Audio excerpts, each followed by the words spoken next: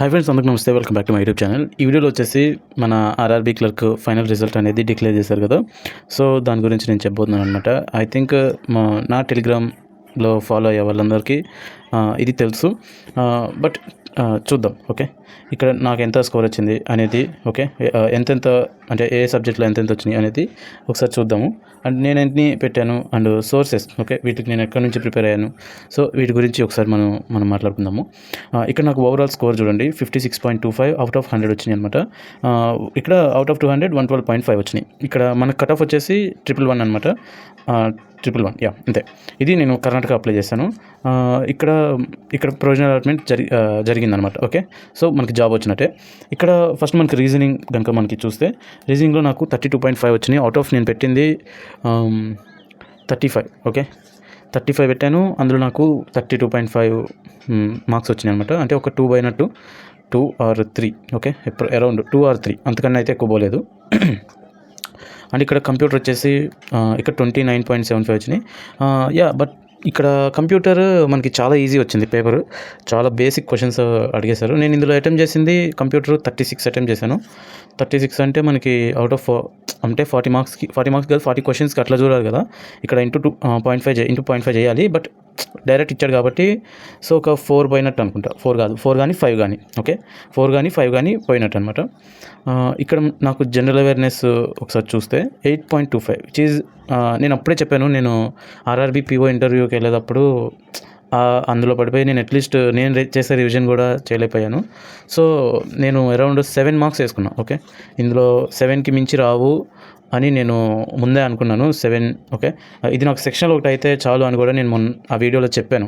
నా analysis analysis కాదు, analysis come నా అటెంప్ట్స్, ఆ వీడియోలో నేను 7 to 8 మార్క్స్ అంతకన్నా రావు అని కూడా చెప్పాను. So of course it is my weakest subject అనమాట అరౌండ్ ఆల్.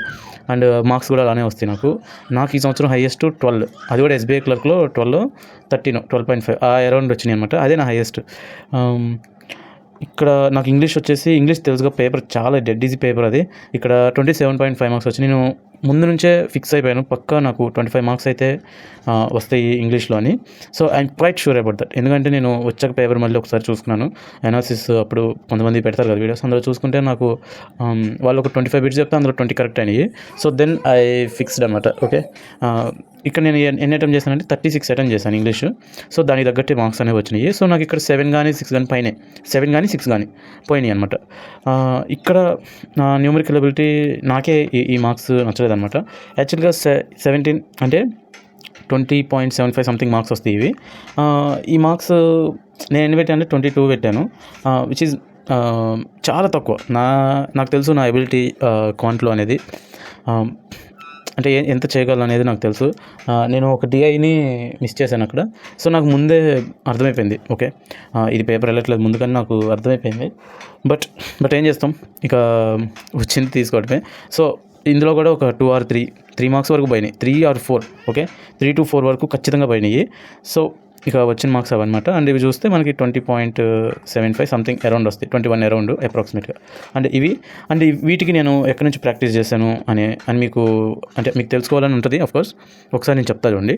ఇక్కడ రీజనింగ్ ఒకటి అండ్ క్వాంట్ ఒకటి నేను ఎటువంటి ప్రాక్టీస్ చేయను, ఎక్స్ట్రా ప్రాక్టీస్ అసలు చేయను. ఓకే, నేను మామూలుగా నేర్చుకునేటప్పుడు కానీ లేకపోతే ప్రాక్టీస్ చేసేటప్పుడు కానీ మాత్రం మాక్ టెస్ట్లో ఏదైతే ఉంటుందో అదే నేను మళ్ళీ ఇంకొకసారి చేస్తా, ఒకవేళ రాకపోతే ఇంకొకసారి చేస్తాం. ఓకే, సో ఈ రెండింటికి మాత్రం న్యూమరికల్ ఎబిలిటీ అండ్ రీజనింగ్కి మాత్రం ఇటువంటి బయట సోర్సెస్ నేనైతే అసలు యూజ్ చేయను. అసలు ఇంకొక విషయం చెప్పాలి అంటే, అసలు ఎగ్జామ్ నేను ఒక మాక్ టెస్టే రాయాల.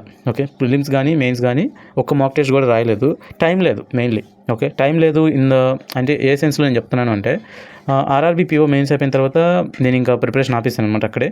ఇంకా ఎందుకో తెలియదు నాకు అప్పుడు ఫెస్టివల్స్ రావడం కానీ, సో ఇంటికి చుట్టాలు, సో అవన్నీ పర్సనల్ విషయాలు, సో రావడం వల్ల నాకే కుదరలా. ఓకే, ఇట్లా చెప్తే బాగుంటుంది, నాకే కుదరలేదు. యాక్చువల్గా కుదరకపోవడం వల్ల వాళ్ళనట్టు వీళ్ళని తిప్పడము, నేను ఊరు వెళ్ళటం. సో అసలు మాక్ టెస్ట్ ఒక్కడు కూడా రాయడానికి ఛాన్స్ లేదు.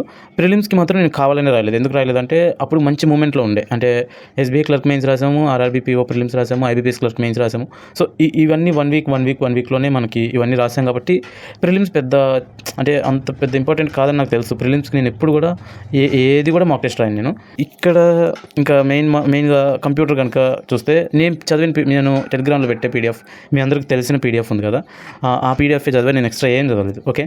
అండ్ ఇక్కడ జనరల్ అవేర్నెస్ నాకే తక్కువ వచ్చినాయి, నేనేం చెప్పాలి.